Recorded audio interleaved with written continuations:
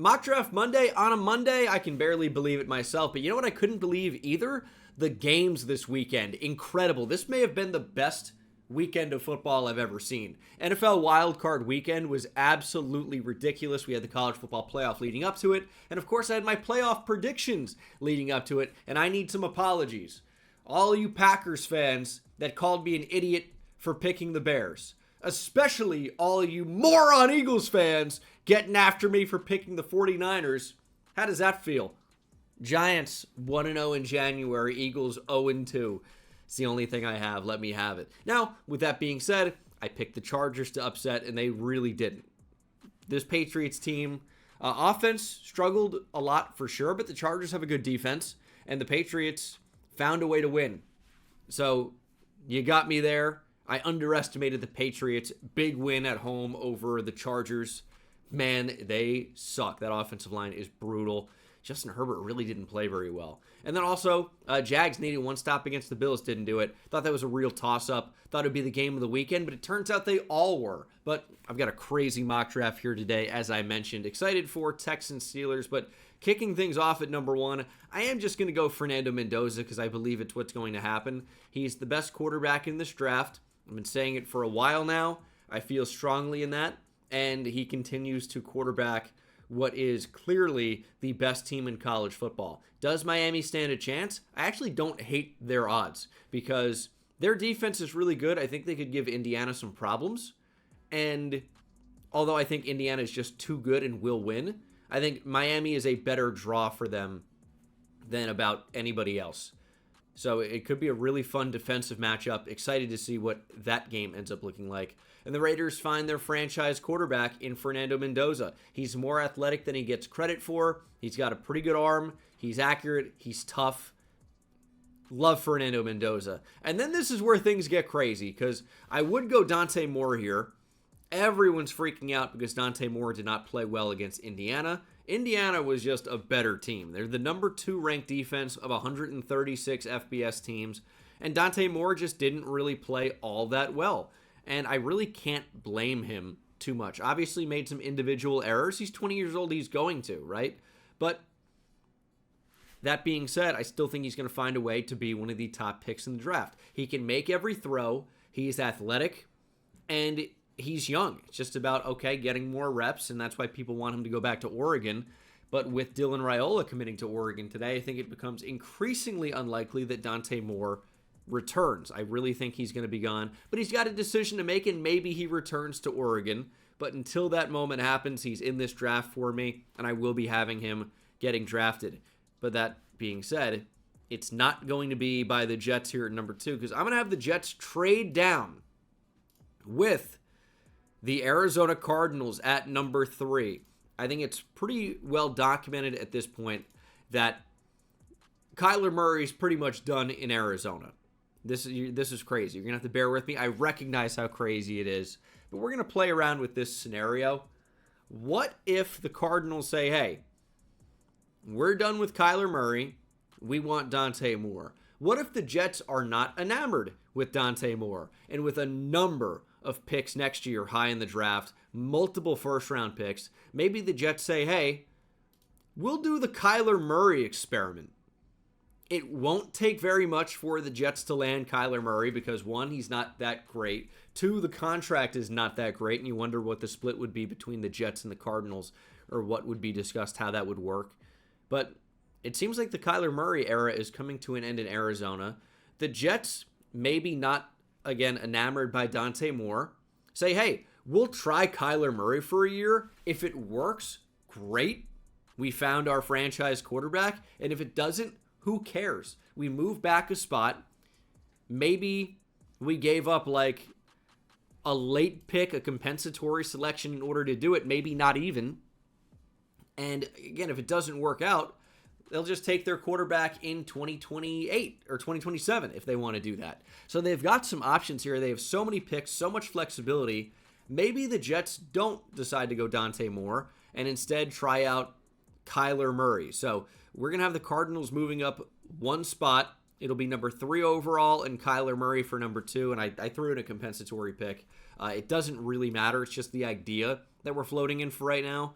I really don't know what the return for Kyler Murray would be because he really has not shown to be that great. It was kind of like a soft benching in Arizona, and the Cardinals are like, we're just gonna try Jacoby Brissett. And we know if you're trying Jacoby Brissett, you're honestly not really trying to win that much because Jacoby is a backup. He's a good backup, but you don't really want him to be your starting quarterback.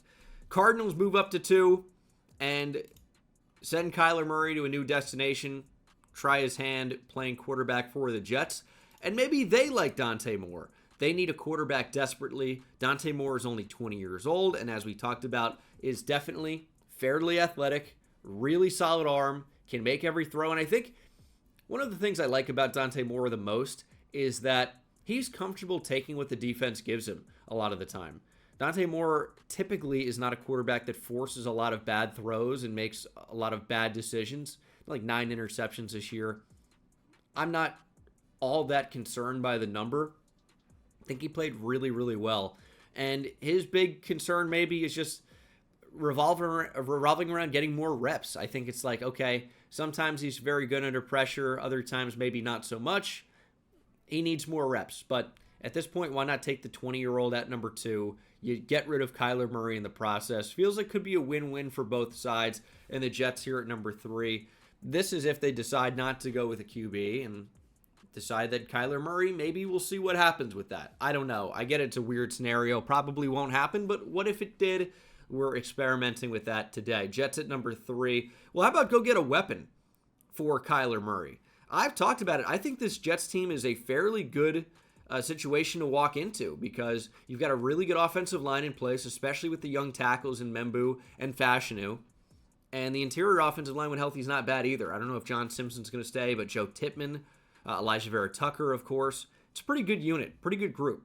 And then at wide receiver, Garrett Wilson's a true wide receiver 1. Mason Taylor is an emerging young tight end. Obviously was only a rookie in 2025. It could be worse. I get that it's organizational dysfunction of the highest degree. Woody Johnson and the Jets, disaster. However, the personnel, the players, the roster actually looks fairly good offensively. But it could be even better. I think Adonai Mitchell, hook him. Texas bias. I think he's going to end up being a really nice player. But imagine adding Carnell Tate to this offense. You've got 3 really, really solid options to move around. And Garrett Wilson has experience playing in the slot. Did so at Ohio State and really moved around a lot and was really effective. It's going to be tough to cover those Jets receivers. Adonai Mitchell's really tough to cover. Carnell Tate, big ball winner, can also get open. And then Garrett Wilson, we know, is unbelievable. This will be a really fun receiving core and a great situation for Kyler Murray to walk into. And again, if he doesn't play well, guess what? Draft a quarterback in the 2027 NFL draft if you want to do that. I think that's an interesting idea. I don't know what Kyler Murray would be traded for. Again, I can't imagine it's that much. But this would be a very interesting pick swap from 2 to 3. Titans at number 4. We're going to go Ruben Bain. He's just been a monster in these playoffs. And he played really well at the start of the year. Was still solid throughout the year. It's just like, what does Ruben Bain do? Because of his arm length, might be better suited for the interior. He's close to 280 pounds. He has the frame to play 3-tech, 5-tech. It'd be a good fit here with the Tennessee Titans. Could he be productive off the edge? I think it's a possibility. Could definitely pressure the QB. And the Titans are really lacking pressure off the edge. Bain, maybe the best true overall edge in this class. I think Bailey's the best pass rusher. Bain is the best overall. And Reese, if you're going to classify him as an edge, has maybe the highest upside and versatility. It kind of depends what you're looking for as the Giants get to the board at number 5. I did it last time. I still like the idea. I'm going Francis Maui-Noah. I think he's probably going to have the ability to stick at right tackle. I know a lot like him at guard. I think he could play right tackle. He's played right tackle for Miami. He's been great. Back-to-back Miami players in the top 5. And the Giants may be losing Jermaine Illuminor to free agency. Even if they don't, Maui-Noah could definitely slide inside to play guard or be the long-term answer at right tackle. It's not like Jermaine Illuminor is a world beater. He's a fine player, but you need upgrades across that offensive line. It was better than it has been because the O-line has been about the worst in football, and it was not that this year, but it was still not nearly as good as it needs to be. Hopefully, big CC Maui Noah can help that out. Browns at number 6, going Jordan Tyson. Their receiving room is about as bad as it gets. The Jerry Jeudy experiment didn't work. Shock. Again, I mean, we keep seeing that happening. Jerry Jeudy is like just not really that good of a player and not consistent enough. The potential was great, athletic enough, very good route runner. We just haven't seen it at the NFL level. Jordan Tyson, when healthy, explosive, dynamic, can win at every level of the field. Really, really good player. Great after the catch. Love him. As we get to the Commanders at number 7, going to go David Bailey here. I think he's the best pure pass rusher in the draft, and there's a lot of value to that. He's maybe not elite against the run, but I think Dan Quinn's going to be able to get the most out of him. I think he's a fun fit with this team, and I think he's trending towards being a top 10 pick with his play over the course of this year. We'll have to see what the testing looks like, but I think he's a fairly good athlete, even if not absolutely spectacular, and maybe he tests even better than I expect, but I think he's a pretty good athlete. So we'll see what happens, and we'll move on to the Saints at number 8 as the Commanders try to improve their pass rush. Saints, I'm going Mekhi Lemon. He was arguably the best receiver in college football this past season. He is a monster. He's small. He's not the fastest. He's everything else. He catches the football. He's tough in traffic. He doesn't care about contact. He doesn't care if the DB is even bigger than he is. 5'11", 195, plays like 6'2", 210. He is an awesome player. As I keep talking about, his route running is fantastic. His ability to play in the blind spots of defensive backs is elite and consistently gets him open and gets DBs turned around. He's great at finding these open spaces against zone coverage. He's what a receiver looks like. I don't care about height, weight, speed. He does everything so well. I think he's going to be a great player. And the Saints could just use an upgrade at the position. I think he would be a nice complement to Chris Olave as well. You obviously lose Rashid Shaheed, but you have your deep threat in Olave, and Mekhi Lemon can win, in the intermediate areas of the field, short areas of the field, and even down the field, although not in the same way that Chris Olave will. I don't really think Mekhi Lemon's going to, get over the top of too many defensive backs and really blaze by them, but I think he's got the physicality, even as a smaller receiver, to get open at the top of the stem and to make plays at the catch point, despite the coverage. Chiefs at number 9. It's Jeremiah Love until it isn't for me. I think he's going to end up being a top 10 pick, and the Chiefs desperately need running back. To me, this is like a match made in heaven. I don't want to bore Chiefs fans with Jeremiah Love every mock draft, but if the edge rushers that are available, like maybe you consider Arvell Reese to play him off the edge, he's not really a Steve Spagnuolo type. And that's if you want him to be a full-time edge. I think, they're more of a Reuben Bain team, but he doesn't make it to 9 in this experiment. David Bailey could be the pass rush they so desperately need, but not really a Spags type of edge rusher. And still not available at number 9. Jeremiah Love is a game-breaking, playmaking running back with electric ability, insane speed, and a great ability to set up defenders to make them miss. Can catch the ball, can do it all. He's a top 3 player in this draft, probably. He's available at 9 due to positional value. But we've seen Bijan go top 10, right? We saw Gibbs go a lot higher than expected. We've seen running backs go high, and they've been productive. They've been big parts of the offensive that they've gone to. And I think Jeremiah Love is no different. And then at number 10, we're going to go with someone who fell a little bit. That's Arvell Reese. Is he a linebacker? Is he an edge rusher? I don't know. I think the Bengals can make that determination. They do need help with more of a pure pass rusher, which Reese has not necessarily shown himself to be. The reps are just not there. And they really need an upgrade at linebacker as well. I don't know that drafting Demetrius Knight is going to stop you from adding Arvell Reese to this team. He's versatile. I think he can be a really fun piece for the Bengals to utilize. They've got such a bad defense. Everyone is saying, well, Caleb Downs would help that out in a big way with his versatility. I think Reese is more versatile than Caleb Downs is. Downs is really just more of a box safety.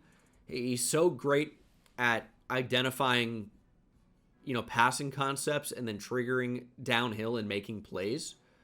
It's not to say that he can't play over the top. We just really haven't seen it. He's so great coming downhill. That's where you want to use this guy. But he's a safety, right? He's going to play in an overhang role maybe as well. But I think Reese can line up in so many different areas and affect the game in so many different ways.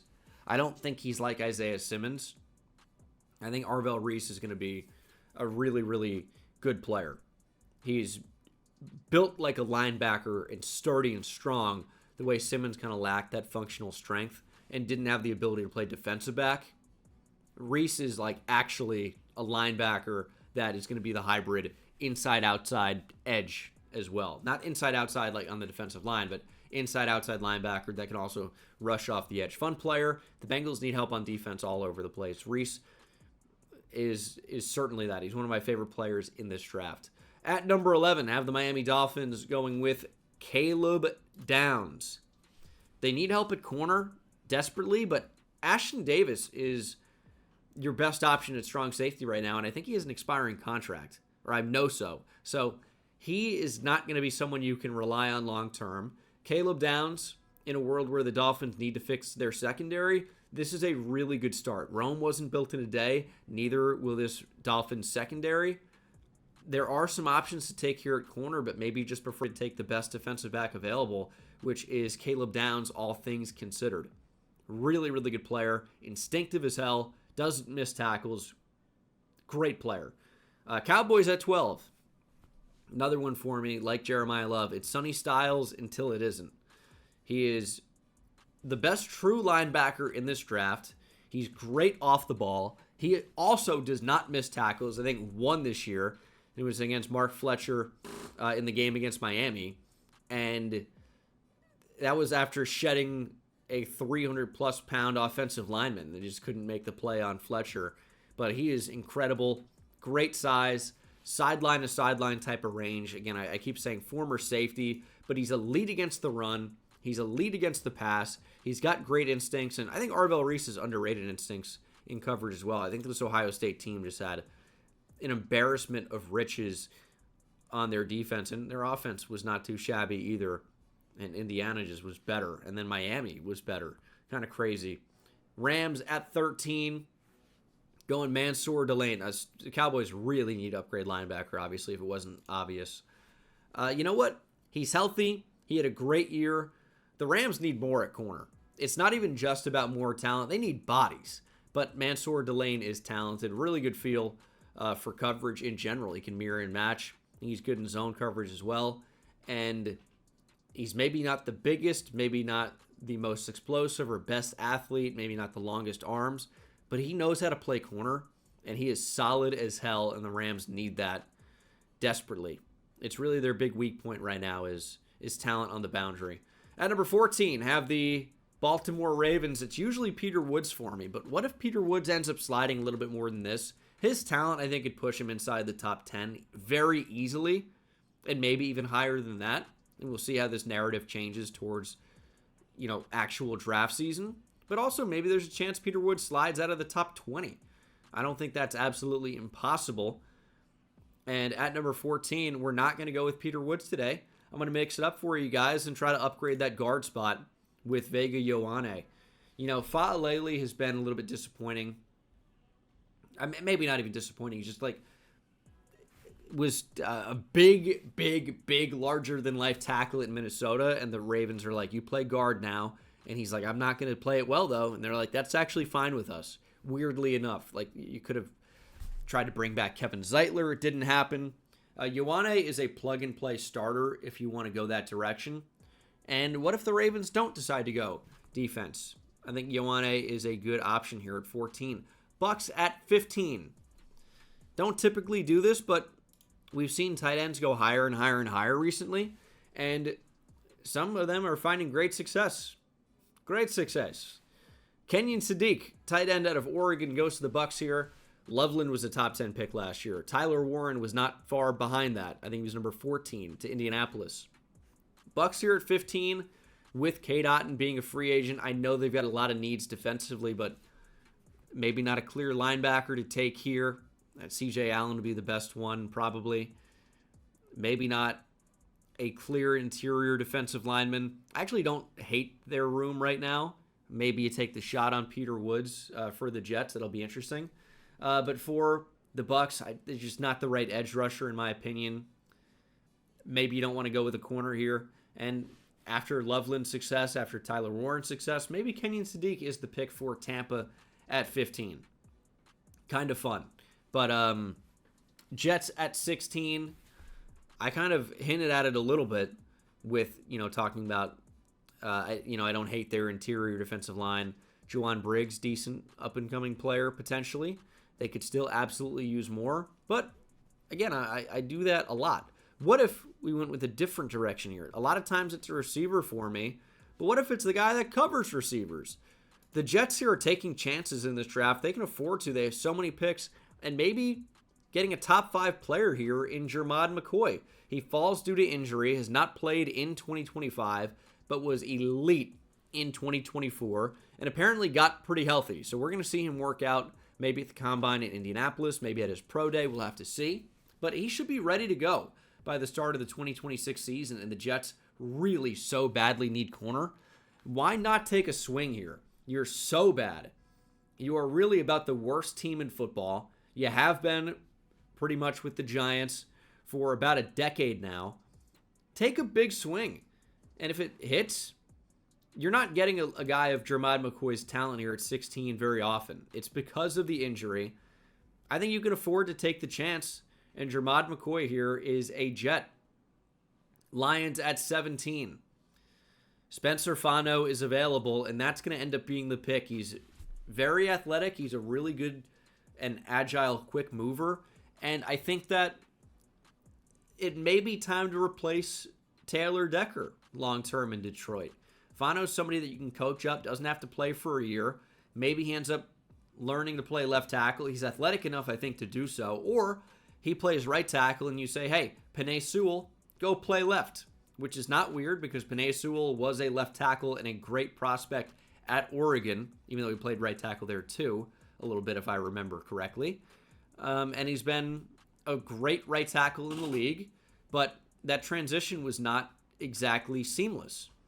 Fano can go to play right tackle. Sewell can kick over. We saw Tristan Wirfs do that pretty recently with Tampa, but Fano also is not pressured to play right away. So if the left tackle experiment, if you're going to go that way, doesn't really work in practice, then you can make that switch. And I'm sure that Sewell is someone that's going to be capable of adjusting to that new role because he's done it before, left tackle to right tackle, but also he was a great left tackle prospect. He's been a great pro. I think he'd be capable of doing that. So just take the best tackle here and not worry about who's playing left or right. And that's Spencer Fano at 17. At 18, have the Minnesota Vikings. I'm going to go Avion Terrell. He's a little bit undersized, but he's a dog. Forces fumbles, sticky in coverage. It's just, he's tiny. 5'11", 180. People are asking me about D'Angelo Pons. I love D'Angelo Pons as a player. He is awesome. I was tweeting about it a lot during the bowl game for Indiana. He's 5'9", 170. Unprecedented territory for a first-round corner. We've seen corners this light go before. One, maybe, Emmanuel Forbes. We've seen corners like close to 5'9", maybe go in the first round. Not many. I'm the only one I can think of that's really close is Trent McDuffie was like 5'10", and Noah Igbenogany was clearly just going to be a nickel, 5'10", but he was like 200 pounds. McDuffie was bigger. Like you don't see this height, weight, and probable arm length going in the first. It's tough to get D'Angelo Pons in there. The tape's good. He's somewhat limited by size as a run defender, and that's going to be exacerbated at the NFL level. It's tough to get him in round one. If you love D'Angelo Pons, the guy you really want is Avion Terrell, just based on him being bigger. He's like 5'11", 185 probably, and he plays like he's 200. This guy's an awesome player. The Vikings really need to upgrade that secondary. I think Terrell is a good option to do so. Panthers at 19. Gonna go CJ Allen. That interior defensive line's good. I don't know that Falk offers you enough pass rush. Howell's a decent option, but maybe they want to go linebacker. And CJ Allen could go in this range. Really good player, really good athlete. I think you play Mike or Will. And the Panthers just desperately need to upgrade the position. So maybe they opt to do it here at 19. Maybe they wait because the linebacker class is great, whether it be Anthony Hill, Jake Golday, Josiah Trotter. Jacob Rodriguez down the board is an interesting option. There are so many really good players.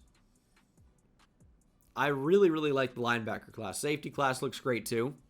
So you could potentially wait on one. Maybe you get a good one in round 2, but these guys can be really valuable. I think if you could do an NFL redraft, Carson Schwarzenegger is easily a first-round pick, and maybe the Panthers don't make the same mistake that a lot of teams did in letting him drop to the second round.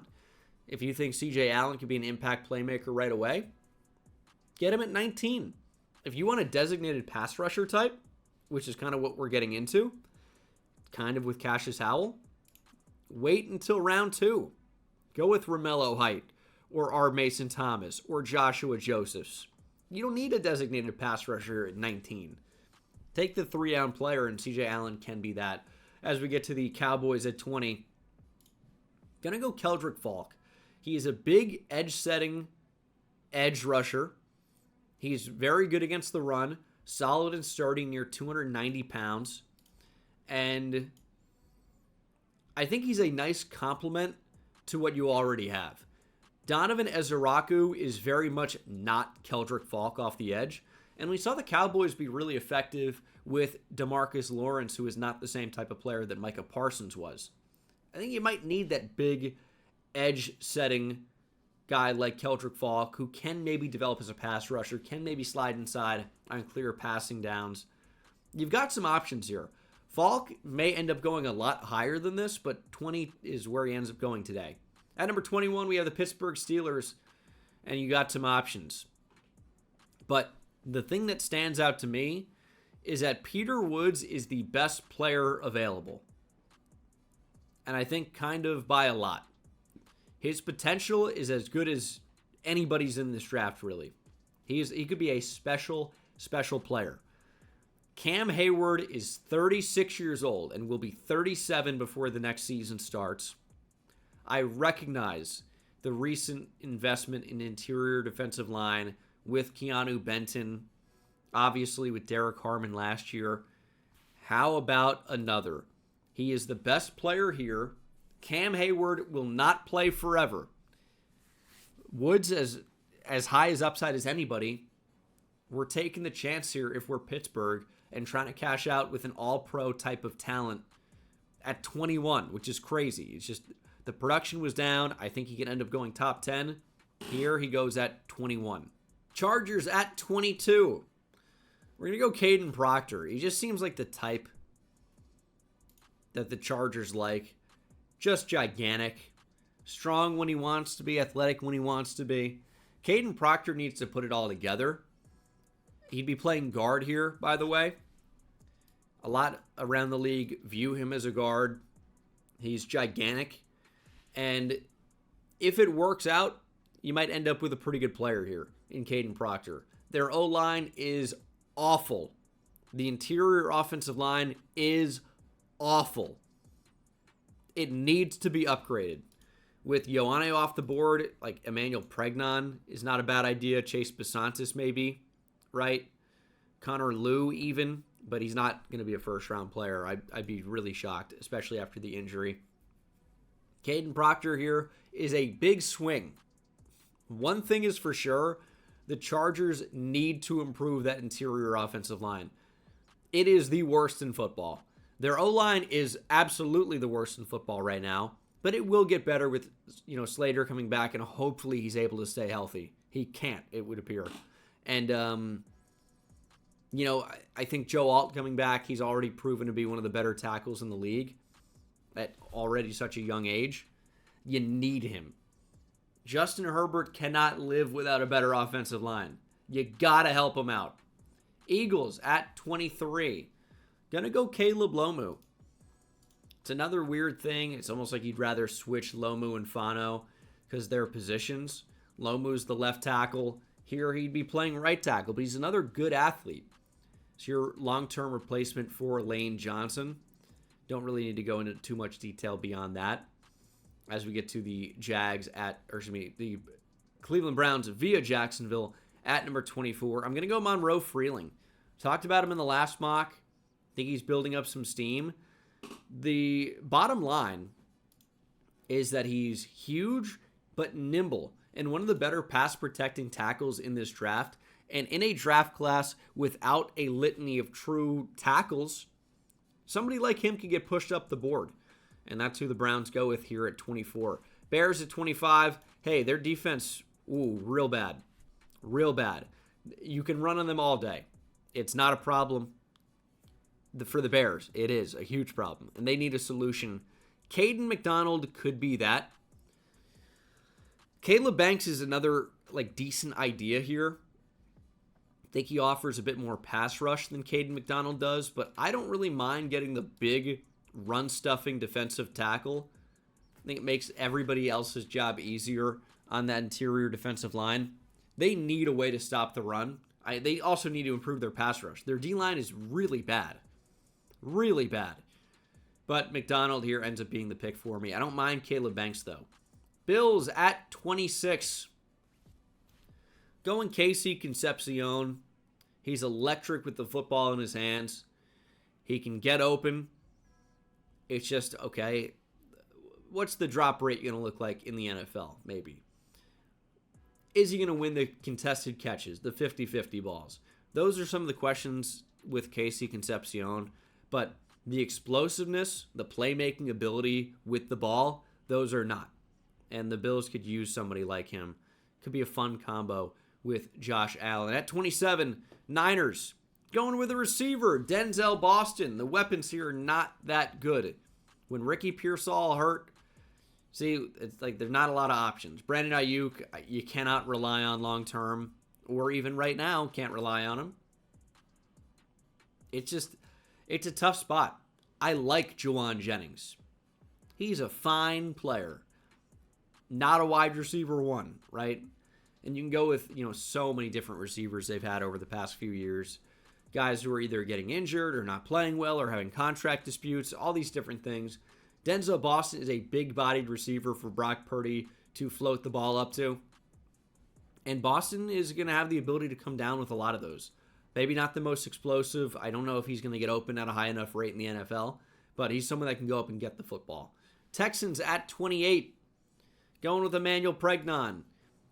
Goal is still to protect C.J. Stroud. The interior offensive line could use work. Emmanuel Pregnon's been a big riser in 2025 and could end up sneaking into day one of the 2026 NFL Draft. Rams at 29.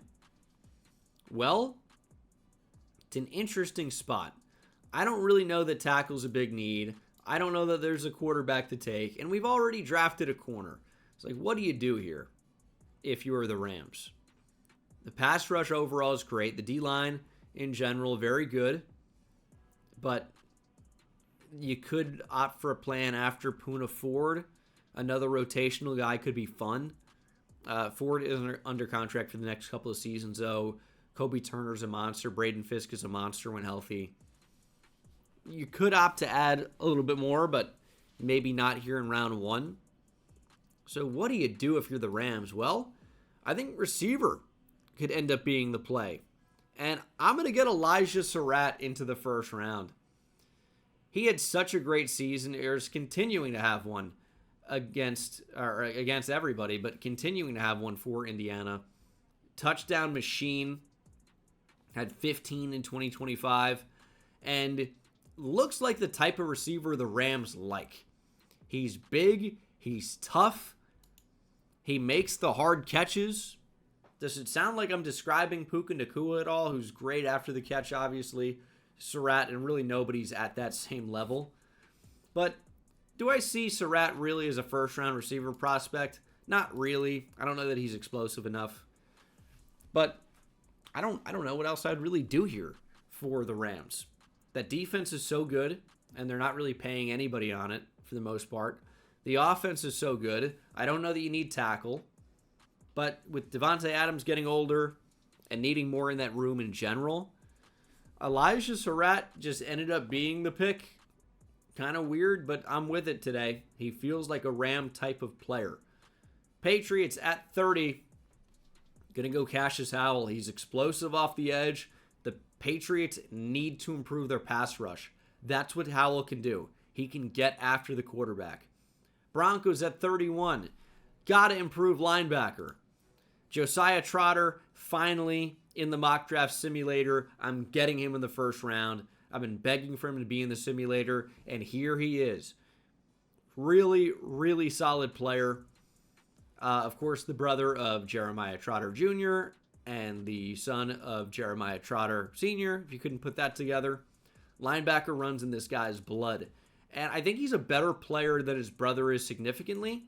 However, his brother has played pretty well this year, or did play before the Eagles season was ended without winning a playoff game.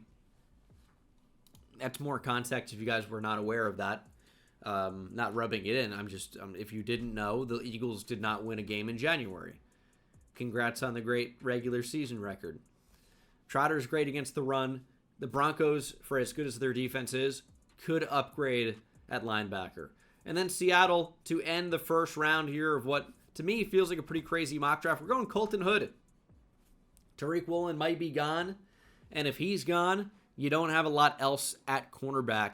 Colton Hood had a great season with Jermod McCoy being hurt for most of it. And I think Hood honestly has a chance to go ahead of Jermod McCoy, depending on what this health looks like. So this is the mock draft. Kind of crazy with Kyler Murray being involved, but felt like having some fun today. So thank you so much for watching. Hope you enjoyed, and I will see you in the next one. Take it easy.